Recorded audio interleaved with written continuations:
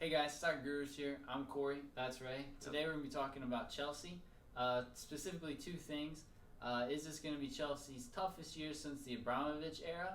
One. And two, what kind of pressure is Frank Lampard going to have as a coach with Chelsea this year? Absolutely. So currently in the Premier League, Chelsea are 1-1-1, right? Yep.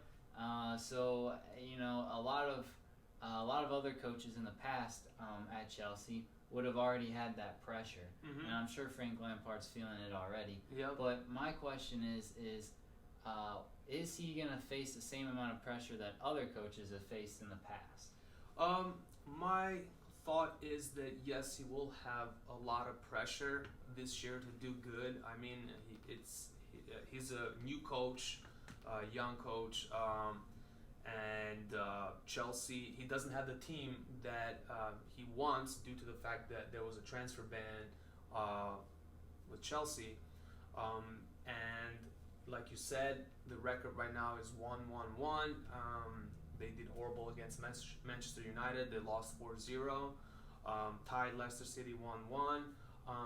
And so I'm sure he's feeling pressure to do better because Chelsea has been doing it great. Is one of the top teams of the Premier League. Because they're Chelsea, Because they're Chelsea. They're expected to win every year. Exactly. And this year going into it, really the only two teams that are expected to probably win are Manchester City and Liverpool. Yep. Chelsea might not even be considered in that top four, which is different for Chelsea. Exactly. So I think the transfer ban takes some pressure off of him. He's a new coach. This is his first year. Mm-hmm. He hasn't been able to get his players in for the transfer window. He won't be able to get them in for the next transfer window. Mm-hmm. So he's kind of got to work with what he's got. And Right. what he has is he's got a lot of young players. He's got a lot of young players, and given that he's been such a legend with Chelsea, he's well liked by the fans. Obviously, he will have a little bit of an easier time and be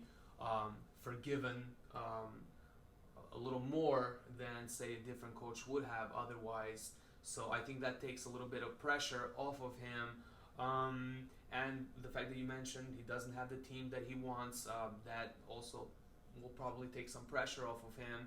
And I believe that this is the first time since the beginning of the Abramovich era that Chelsea is not necessarily expected to win the Premier League. As you said, the top two contenders are still Liverpool and Manchester City. Yeah, so that kind of leads me into the next topic is this the toughest year for Chelsea since the Abramovich era? I would say so, yeah. Yeah. I would definitely say so. I mean, I think so too. I don't think they have the quality of players that they've had in the past. Yep. When the Abramovich era first started, you had Michael Ballack, all those guys were getting bought. Right. Now you don't have that kind of spending capability now because of the transfer ban. Absolutely. So you're kind of working with a lot of young players. Yep. Good young players. Abraham, Mount, Yep. Pulisic, all great young players, show a lot of potential, but they haven't exactly proven it on this level yet. Yes, absolutely. I do agree with that. I think that yes, this is Chelsea's toughest year since the Abramovich era. Just for the fact that they don't have good goal scorers anymore. Like, who's their top goal scorer? Is it like Giroud? Giroud. I mean, Giroud's a good player. Giroud and Abraham. Yeah. Giroud's a good player, no doubt. But do you really want to rely on him to be your top consistently all year long in the Premier League to be your top goal scorer? What if he goes down? What if he picks up an injury? And he's kind of switching between him and Abraham too. So it's Absolutely. it doesn't fall just solely on Giroud, but Right. Giroud's definitely the veteran in the locker room Right. up front. So He's like 32 too, so I mean he's getting a little older. So yeah, he's getting up there. Definitely experienced though. But yeah, I think that's the main question: is where are the goals going to come from? They got rid of Hazard left. Yeah. That was a big goal scorer and goal creator. Yeah, playmaker definitely. Luiz left and Higuain left. Yeah, I mean they got Higuain and they let him go. So real quick. So I mean, I just don't feel like they have anybody to consistently rely on to score goals.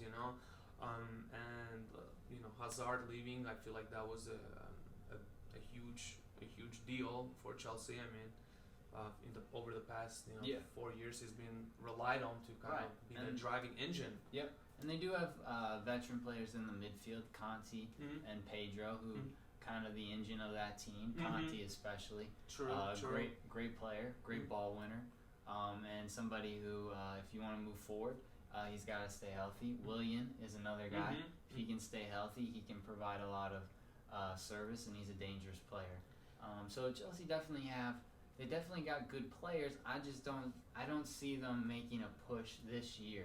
Right. And that kind of leads me to think, in years past, most coaches at Chelsea would be gone if they can't finish in the top 4 or 5. Right. This year, considering the circumstances, maybe even considering who the coach is, it's Frank Lampard. Right. The fans love him. Abramovich probably loves him, I'm sure. He feels like he's at home.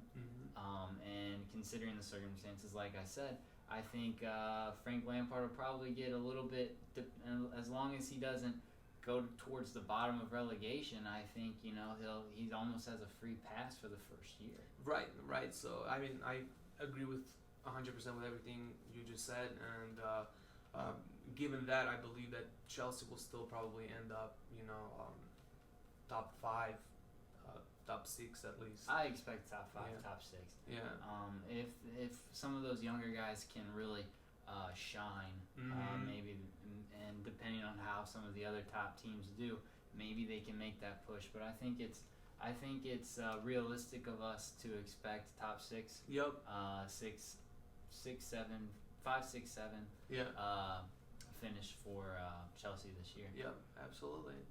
And before we go, Corey, what are we drinking today? Today we're drinking Schlafly Oktoberfest. So Schlafly's kind of a local brand, local brewery. So and October's coming up. It's still August, but hey, right, it's almost fall, right? So cheers, guys, and until next time, please subscribe, leave comments down below, and we'll see you next time. See you guys.